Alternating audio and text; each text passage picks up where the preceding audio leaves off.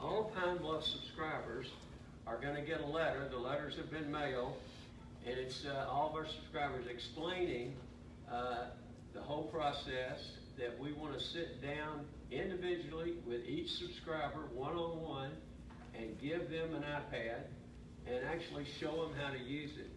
And this has been very helpful and very popular with our subscribers. In fact, some of our subscribers say they want to hire some of the people that showed them how to do it. They've been so helpful. So I give them a lot of credit.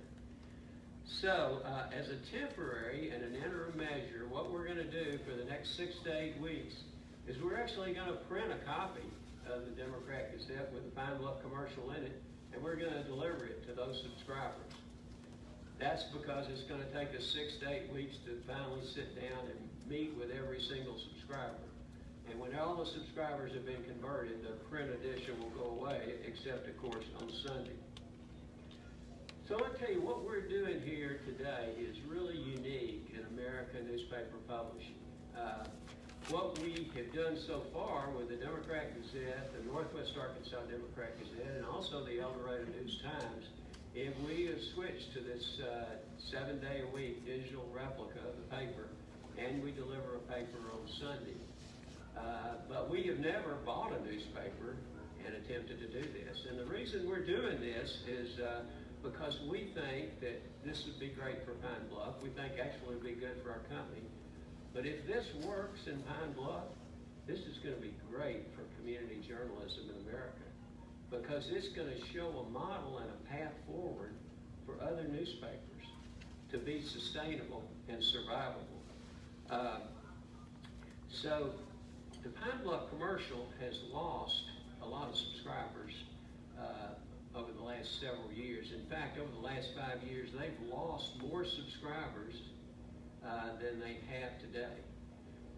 But our model and our projections are, if we just keep the same number of subscribers, in fact, if we just keep 70% of the same number of subscribers we have today, this thing can be sustainable, it can be survivable.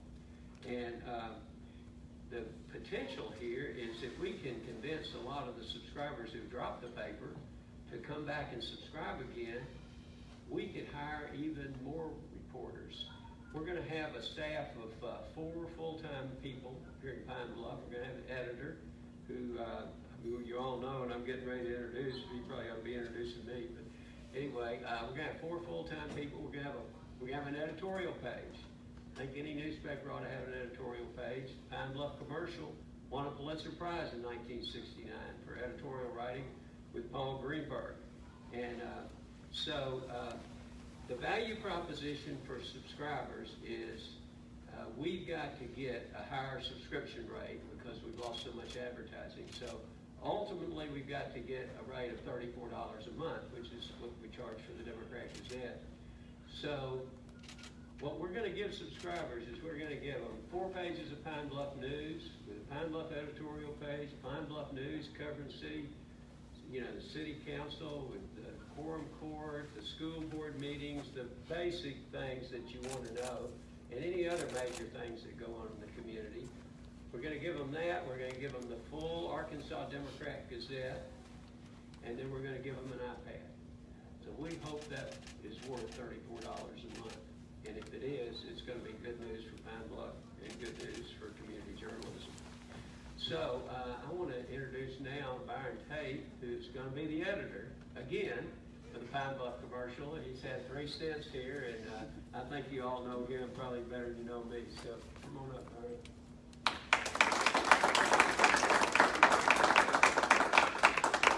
I'm back.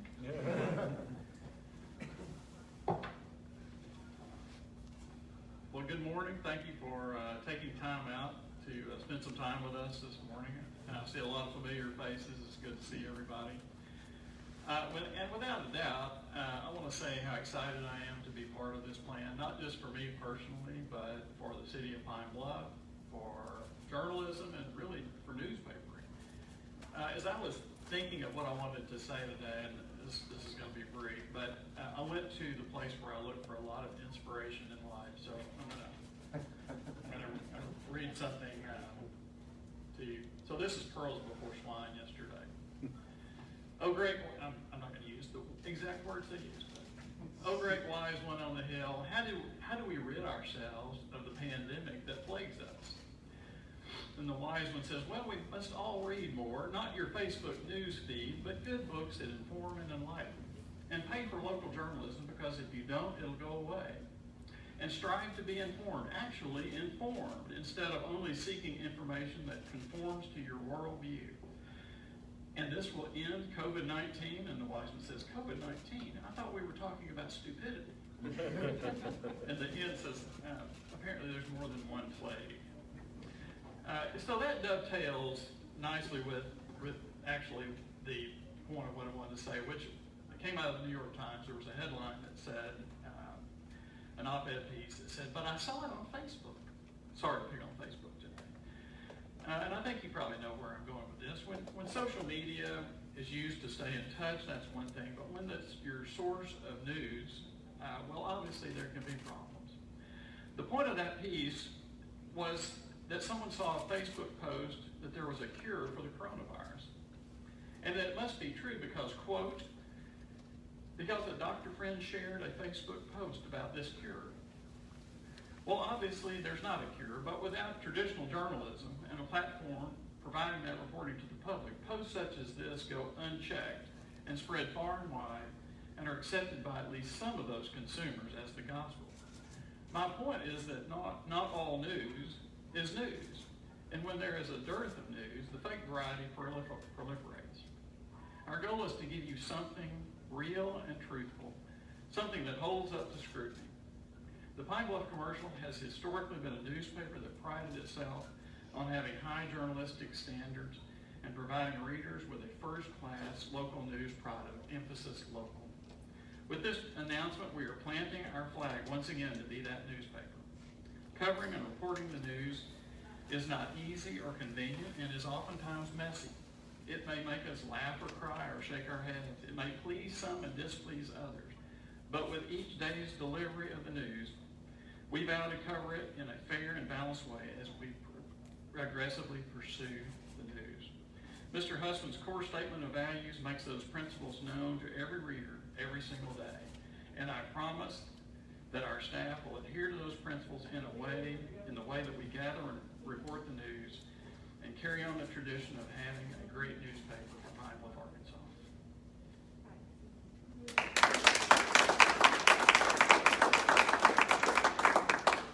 Well, Byron's one of the reasons, but many things went into this. One of the reasons we decided to do this, it was just ideal if you can find a really great journalist who's been in the community, who is in the community and has been there and has worked there in newspaper, and it's an editor. So we're really pleased that he's on board and is going to lead it. So when you want to talk to somebody about something, you'll go talk to Byron and his staff and his reporters. Our company has been doing newspapers now for 111 years. My grandfather started in 1909 in Texarkana buying a newspaper there. My dad went to work for the company in 1931 during the Depression. Did it for 50 years before he retired. He ran the newspaper in Camden.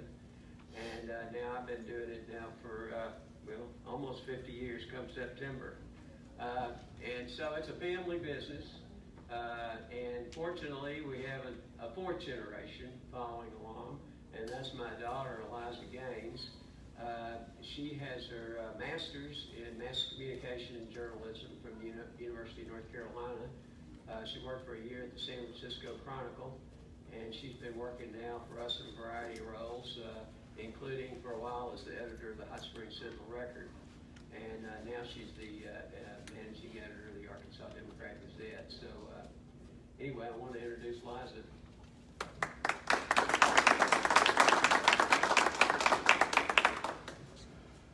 Hello. Byron, thank you for your comments. Byron has the journalism experience and the knowledge of Pine Bluff to make this a really successful product. He has the deep knowledge of the city, and he will want to dig beyond the surface of issues in Pine Bluff and to celebrate its triumph as well. Reliable local newspapers, whether they are read on a paper, computer, phone, or even an iPad, strengthen communities. They uncover stories that make way for new and better change. They give readers the facts they need to make the best decisions about their lives, their families, their communities, and our government. We are committed to making Pine Bluff Commercial a vital part of this community. We've made the investment and are excited to give readers a high-quality news product in a digital age. But this newspaper will only be successful if the people of Pine Bluff truly see the value in it. So over the next couple of weeks, we urge you to take the time to explore and enjoy the new paper. We think our commitment to Pine Bluff and the power of local journalism will show. Thank you.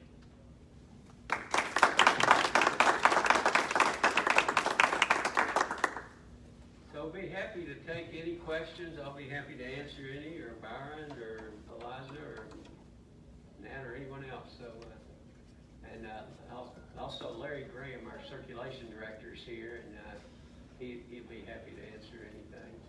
So, yes, sir. First, I want to say Dale has really done a great job in Pine Bluff. And if we can get 4 of Dale's, I can imagine the news coverage that we'll get the exception. In their 4-page spread, will there be a sports page? Yes, there'll be a sports page. We're going to maybe struggle a little bit at first because we don't have many live sports. But when they're live sports, they're football games, high school football games, and, you know, Razorback coverage and everything. Yeah, there'll be plenty. Good backyard basketball going on the cover. Yeah, and that's right. Basketball, UAPB will be covered, UAPB for sure. Questions? So I particularly thank George Macris, who I've had a number of conversations with about this, and been very supportive of us, doing this. And so anyway, I appreciate him, and all the people at Simmons Bank who've been extremely helpful setting all this up for us, and so that's been very helpful. So we go back a long way, and hopefully go forward a long way too. Walter, we'll probably wind this up here in just a minute, but I have to thank you for your commitment to Pine Bluff. In these days and times when folks are trying to contract their business, it's very nice to see someone try to expand. We're awfully glad you're expanding here in Pine Bluff, and I know with Byron's leadership here locally and his institutional knowledge, if you will, we're going to get off to a great start. So thank you and your company and your family very much for your investment. Yeah. Well, I was thinking about this, and I don't want to make this political, but I kept thinking, let's make Pine Bluff great again. and so, Pine Bluff at one time was one of the finest, most, one of the largest communities in the whole state of Arkansas. And it's impressive to see what you all are doing with Go Forward Pine Bluff and all the new library, all the aquatic center, and all the other things you're doing. So I'm very impressed by what you're doing. If that encourages people to invest in the community. So I applaud you all for that. So we want to be part of that too. I just have a couple of questions. I know these questions may come to me later. I know Dale Ellis is operating out of the Reynolds building right now. Does that mean he'll come together and keep this building open, or just where we go? It's about the building, that Yeah. we are not buying the Pine Bluff commercial building. Okay. So the sellers are keeping that. Okay. And so what we've kind of learned here through this pandemic is, I guess we have 106 people in our newsroom in Little Rock, and we have about 5 of them that come to work every day, including Eliza. And people, I thought when this happened, gosh, this is really going to hurt our news gathering. And we've learned working from home works really well, and that's pretty much how we're going to do it in Pine Bluff too. Okay. Now we'll still have a space at the Reynolds building, and if people want to drop off a press release or a obituary or a legal notice or an advertisement or something like that, we'll be picking them up every day. So a lot of these people are big on the church news, so you'll have enough space for that? On what news? Church news. Church. Yes. Straight. Church. Okay. Church news. Oh, church news, absolutely. Yeah, I hope so, yes, absolutely. Tommy?